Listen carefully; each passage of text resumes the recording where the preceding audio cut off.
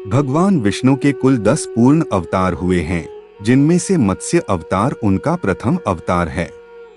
यह अवतार उन्होंने एक कल्प के अंत तथा एक नए कल्प के निर्माण के समय लिया है, अर्थात एक युग के अंत होने पर जब नया युग शुरू होता है तब उन्होंने इस अवतार को लिया है।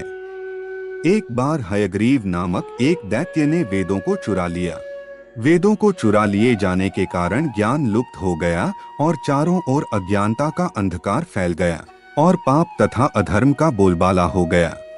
तब भगवान विष्णु ने धर्म की रक्षा के लिए मत्स्य रूप धारण करके हयग्रीव का वध किया और वेदों की रक्षा की। आज इस वीडियो के माध्यम से हम आपको भगवान विष्णु के मत्स्य अवतार की संपूर्ण कथा सुनाएंगे। कल्प के अंत के समय एक महान राजा सत्यव्रत राज किया करते थे, जो भगवान विष्णु के बहुत बड़े भक्त तथा धर्मपरायण राजा थे। एक दिन राजा नदी में स्नान करने गए। स्नान पूर्ण करने के पश्चात जब राजा अंजलि में जल भरकर तर्पण करने लगे, तब उन्होंने देखा कि उनकी अंजलि के जल में एक छोटी सी मछली भी आ गई है। तब उन्होंने उस मछली को नदी के जल में बहा देने का मन बनाया, परंतु जैसे ही वह ऐसा करने लगे, अचानक से वह मछली बोली, हे राजन, मुझे समुद्र में वापस ना छोड़े। यदि आप मुझे समुद्र में वापस छोड़ देंगे तो बड़ी मछलियां मुझे खा जाएंगी। कृपया मुझे अपने साथ ले चलें। मछली की विनती सुन सत्यव्रत को उस मछली पर दया आ गई और उन्होंने उस मछली को अपने कमंडल में डाल दिया। लेकिन एक रात में मछली का शरीर इतना बड़ा हो गया कि कमंडल छोटा पड़ने लगा। तब राजा ने मछली को निकालकर मटके में डाल दिया। वहां भी मछली एक रात में बड़ी हो गई। तब राजा ने मछली को निकालकर अपने सरोवर में डाल दिया। अब वह निश्चिंत थे कि सरोवर में वह सुविधापूर्ण तरीके से रहेगी। लेकिन एक ही रात में मछली के लिए सरोवर भी छोटा पड़ने लगा। यह देखकर राजा को घोर आश्चर्य हुआ। उन्होंने आज तक ऐसी मछली कभी नहीं देखी थी। राजा समझ गए कि यह कोई साधारण मछली नहीं है और तब राजा ने विस्मय भरे स्वर में उस मछली से पूछा, मेरी बुद्धि को विस्मय के सागर में डुबो देने वाले आप कौन हैं? कृपा करके मुझे बताइए कि आपने मत्स्य का रूप क्यों धारण किया है।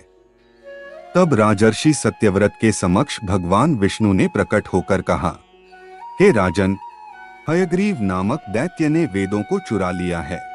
जगत में चारों ओर अज्ञान और अधर्म का अंधकार फैला हुआ है और मैंने हयग्रीव को मारने के लिए ही मत्स्य का रूप धारण किया है।